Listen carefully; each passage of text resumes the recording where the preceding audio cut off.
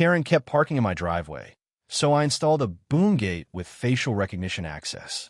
The first time Karen parked her gleaming white SUV in my driveway, I thought it was a mistake. I just moved into the quiet cul-de-sac, eager for a fresh start after a grueling divorce. My modest bungalow was my sanctuary, and the driveway narrow, but mine was where I parked my beat-up hatchback. That morning, her car blocked me in. I knocked on her door, 3 houses down, and met her, Karen, dripping in designer labels, her lips pursed like she'd tasted something sour. "Oh, your driveway?" she scoffed, tossing her hair. "It's practically public property. I'll move it when I'm ready." She didn't. I missed a job interview that day, rage simmering as I stared at her SUV's polished rims. It wasn't a one-time thing. Karen treated my driveway like her personal parking lot, her SUV an uninvited guest at least twice a week. Notes left on her windshield vanished. Polite requests were met with eye rolls and snide remarks about my cheap car not needing the space. The neighbors whispered about her Karen, the self-proclaimed queen of the cul-de-sac, who once called the cops on a kid for chalk drawings on the sidewalk. I tried reasoning with her, but she'd just smirk, her manicured nails tapping her phone, dismissing me like I was beneath her. My patience frayed, and the conflict became personal. She wasn't just parking, she was claiming my space, my peace, as if I didn't exist. I decided to fight back, but not with her tactics. I'm a tech guy, a tinkerer. I'd read about facial recognition systems and automated boom gates, pricey, but effective. I cashed out a chunk of my savings and got to work. Over 2 weeks, I installed a sleek metal boom gate at the entrance of my driveway. Wired to a facial recognition camera, I programmed myself. It would only open for my face, my car's license plate, or my housemates. Karen's smug mug? Locked out. I didn't tell a soul, not even my neighbors. I wanted her to discover it the hard way. The truth behind Karen's behavior emerged one evening at a neighborhood barbecue. I wasn't invited to a classic Karen move. My housemate, Jamie, overheard her bragging to her clique about teaching the new guy a lesson. Apparently, my quiet demeanor and shabby car offended her sense of neighborhood prestige. She saw my driveway as an extension of her domain, a way to flex her control. Jamie, bless him, didn't confront her. He just texted me, "She's got it out for you, man. Watch your back." That's when I knew this wasn't just about parking, it was about power. Karen thrived on making others feel small. But I wasn't playing her game. Then came the twist.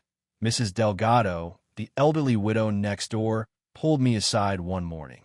She'd always been quiet, tending her roses, avoiding drama. "I saw what Karen did last night," she whispered, her voice trembling. "She was in your driveway with a can of spray paint." My stomach dropped. I checked my security camera footage. Sure enough, there was Karen, 2 a.m., defacing my garage door with red paint. Mine now. She'd escalated from parking to vandalism, her arrogance caught in grainy 4K.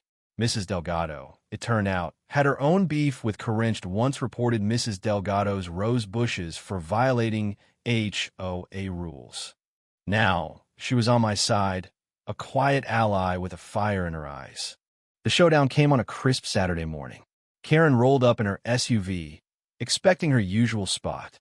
I watched from my window, heart pounding, as she stepped out, her fur coat screaming money, her face radiating entitlement. She strutted toward the boom gate, expecting it to magically open. It didn't. The camera scanned her face, and a robotic voice chirped, "Access denied." Her jaw dropped. She waved her arms, yelled at the camera, even tried climbing over the gate, but it was too high, too sleek. Neighbors gathered, phones out, recording her meltdown. "This is my spot," she screamed, her voice cracking. "You can't do this." I stepped outside, calm but firm. "It's my driveway, Karen, and I've got your vandalism on tape." Her face paled as I held up my phone, the footage ready to send to the police. Karen's collapse was swift and spectacular. She tried to spin it, claiming I'd entrapped her, but the neighbors weren't buying it. Mrs. Delgado, in a moment of glorious defiance, hobbled out with her cane and shouted, "You've bullied this street long enough." The crowd murmured in agreement. Karen's allies, her usual posse of enablers, stayed silent, their loyalty crumbling under the weight of her exposed pettiness. I sent the footage to the HOA and the local police. Within days, Karen faced a fine for vandalism and a formal HOA warning. Her SUV stopped appearing in my driveway or anywhere near it. The boom gate stood sentinel, a quiet victory. But the real fallout was social. Karen's reign as the cul-de-sac's tyrant was over. Neighbors who'd once feared her started talking openly about her antics, her complaints about noisy kids, her demands for perfect lawns, her snide remarks at every meeting. Mrs. Delgado's roses bloomed brighter, as if mocking Karen's defeat. Jamie threw a small barbecue, and for the first time, I felt like part of the neighborhood. The boom gate wasn't just a barrier, it was a statement. My space, my rules, my peace. In the end, Karen moved away, her house listed for sale within a month. Rumor had it she couldn't stand the whispers, the sideways glances, the loss of her throne. My driveway stayed mine. The boom gate, a quirky landmark that sparked conversations at every block party. I turned her power grab into a lesson. Entitlement doesn't win when you stand your ground with smarts, not spite. It felt good, not just the victory, but the community that rallied behind it. Mrs. Delgado even gave me a rose cutting, a quiet nod to our shared triumph. This story isn't just about a driveway or a boom gate.